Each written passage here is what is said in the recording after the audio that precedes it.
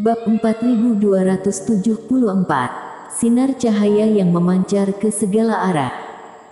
Di pusat istana, dalam tungku tembaga yang sangat indah, tumit dupa terbakar dengan sendirinya dan mulai mengeluarkan gumpalan asap. Jelas bahwa Dewa Bintang sudah mulai menghitung waktu setelah menjelaskan situasinya. Namun, dupa ini terbakar sangat lambat, jelas tidak berhubungan dengan waktu normal satu batang dupa, 1 jam. Tetapi pada saat bersamaan, di atas istana ini, kekosongan tiba-tiba bergetar, di tengah suara yang teredam, seberkas cahaya tiba-tiba jatuh ke bawah. Gawat! Erik yang telah memperhatikan semua ini, ekspresinya berubah dalam sekejap. Karena pancaran cahaya ini tidak jatuh sembarangan, melainkan menyelimuti posisi semua orang termasuk Erik. Sepertinya cahaya sedang mengkonfirmasikan identitas orang yang masuk, apakah memenuhi status pewaris. Status Erik tentu saja tidak menjadi masalah. Tetapi masalah terbesarnya adalah kondisi dirinya saat ini sedang bersembunyi. Tidak ada orang lain dalam istana yang tahu tentang keberadaan Erik. Jika seberkas cahaya ini jatuh, orang bodoh pun akan merasakan bahwa ada sesuatu yang tidak beres di tempat cahaya Reiki menyelimuti. Dirinya masih berpikir untuk mengambil keuntungan, alhasil malah akan ditangkap orang dengan mudah. Benar-benar sial. Sebelumnya tidak ada masalah telah mengikuti sepanjang jalan, siapa sangka pada akhirnya akan terjadi hal seperti ini. Jika ditemukan sekarang, semua upaya yang dirinya lakukan sebelumnya akan sia-sia. Mengutuk kesialan di dalam hati, mata Erik berkedip dengan cepat. Percuma terlalu banyak mengeluh, pada akhirnya tetap harus mencari cara untuk menyelesaikannya. Tetapi harus bagaimana? Klan Naga Sisik tidak bodoh, pasti akan ketahuan jika tetap tinggal di sini. Dan jika menunjukkan diri sekarang, juga akan habis. Dirinya sekarang bukanlah lawan begitu banyak kultivator klan Naga Sisik. Menggunakan botol penekan iblis juga sama sekali tidak mungkin. Seperti yang disebutkan sebelumnya, botol penekan iblis tidak bisa dibuka 2 kali berturut-turut, dan ada 2 patung di sini.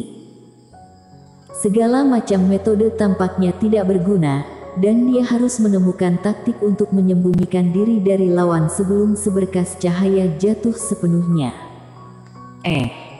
Sebuah pilar cahaya terlihat jatuh ke arah tempat di mana tidak ada kultivator.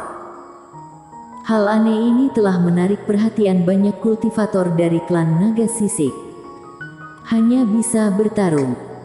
Dan pada saat ini, Erik mengertakkan gigi. Tepat saat tirai cahaya jatuh, dirinya mengendalikan air Reiki Sky-Eater dan mulai mengelilingi istana dengan cepat.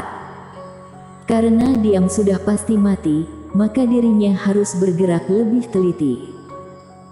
Alhasil, di dalam istana ini, selain seberkas cahaya yang menyelimuti semua orang, tiba-tiba ada pilar cahaya tambahan yang turun dari langit dan terus bergerak.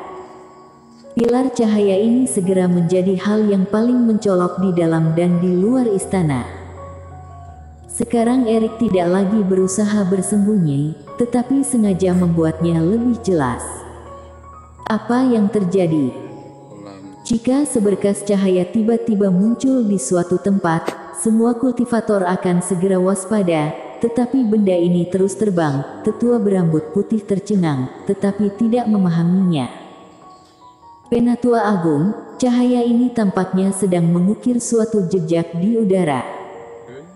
Tetua naga muda bertanduk mahir dalam formasi, dan melihat tanda yang digoreskan oleh Erik, mengungkapkan kilatan kebingungan. Sangat misterius, mirip dengan pola formasi, tetapi jauh lebih misterius dari formasi, mengandung aturan langit dan bumi tertentu yang tidak dapat kupahami. Garis ini memang tidak mengalir sembarangan. Aku juga bisa merasakan bahwa garis-garis itu mengandung kehalusan tertentu. Riko juga berkata dengan acuh tak acuh. Aturan langit dan bumi. Mungkinkah Dewa Bintang mengatakan sesuatu kepada kita dengan cara ini? Tetua berambut putih semakin bingung. Erik, kamu tidak bisa terus terbang seperti ini. Ketika pilar cahaya menghilang, pihak lain akan tetap curiga. Iblis Fu berkata, meski untuk sementara dapat membodohi, tetapi ukiran jejak pasti membutuhkan hasil, dan cahaya ini tidak tahu kapan akan hilang. Aku tahu, harus membuat pihak lain untuk kembali fokus pada pertarungan. Dan di tengah-tengah kecepatan terbangnya, Erik menyipitkan mata dan pandangannya diam-diam terkunci pada sebuah patung di tengah istana. Kemudian, Erik mengendalikan air Reiki Sky Eater, bersamaan dengan melayang di udara, perlahan-lahan menambah kecepatan ke arah patung, kemudian mendarat dengan stabil di atas kepala patung. Setelah menyelesaikan langkah terakhir, Erik juga menahan napas. Ini adalah cara terbaik yang bisa dirinya pikirkan dalam waktu yang sangat singkat, dan telah melakukan segala sesuatu yang bisa dilakukan. Mengenai apakah dirinya akan ditemukan atau tidak dan pihak lain mengetahui petunjuk, dirinya tidak bisa mengendalikannya. Dan setelah pilar cahaya jatuh, para kultivator klan naga sisik juga memiliki ekspresi yang berbeda.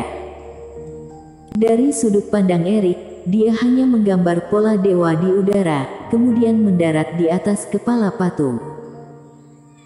Tetapi adegan ini di mata orang lain, karena tidak bisa melihat adanya ruang memurnikan obat, semua orang hanya bisa melihat bahwa pilar cahaya telah turun dari langit seolah-olah telah mengirimkan sebuah segel dan mengarahkan cahaya di atas salah satu patung. Apa maksudnya ini? Tetua klan naga sisik saling memandang dengan curiga. Yang mulia, mungkinkah Dewa Bintang membimbing kita untuk membuka segel ini terlebih dahulu? Tidak benar. Jika memang seperti itu, mengapa Dewa Bintang tidak berbicara sebelumnya? Dewa Bintang tidak mengatakan bahwa sebelum mendapatkan token, tantangan terakhir akan sangat sulit. Bagaimana hasilnya? Monster di alis bintang putih itu sungguh menakutkan.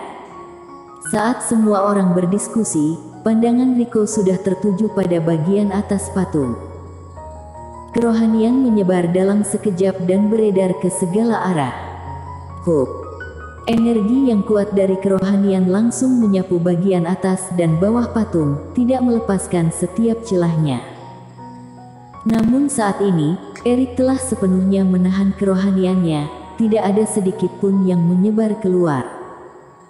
Setelah memeriksa 3 kali berturut-turut, Rico menarik pandangannya.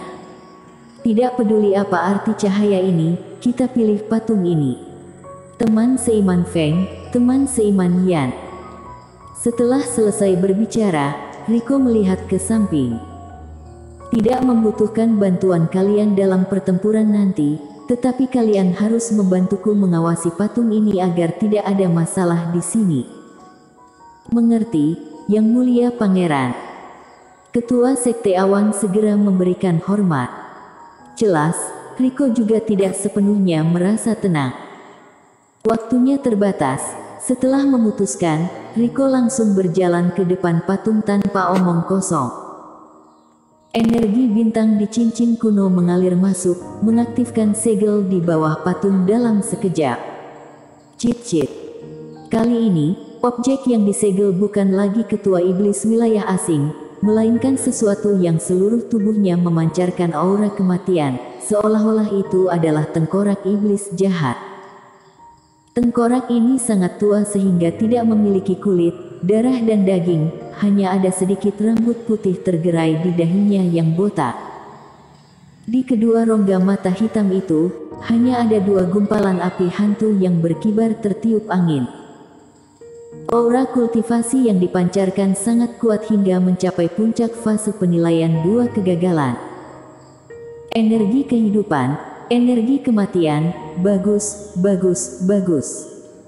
Iblis jahat yang seperti tengkorak ini, melihat para kultivator di sekeliling, mengeluarkan senyum dingin dari mulutnya yang bocor. Tanpa menyapa, dia terbang menuju Rico yang terdekat. Wajah Riko dingin, mundur dalam sekejap dan terbang menuju sisi lain istana.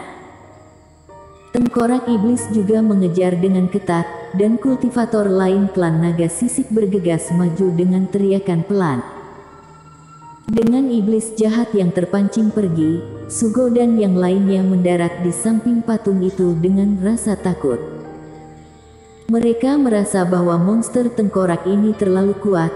Jika mereka adalah targetnya, akan sulit bagi mereka untuk menghadapinya. Untungnya mereka tidak perlu bertarung, hanya melihat dari sini sudah cukup. Bersambung.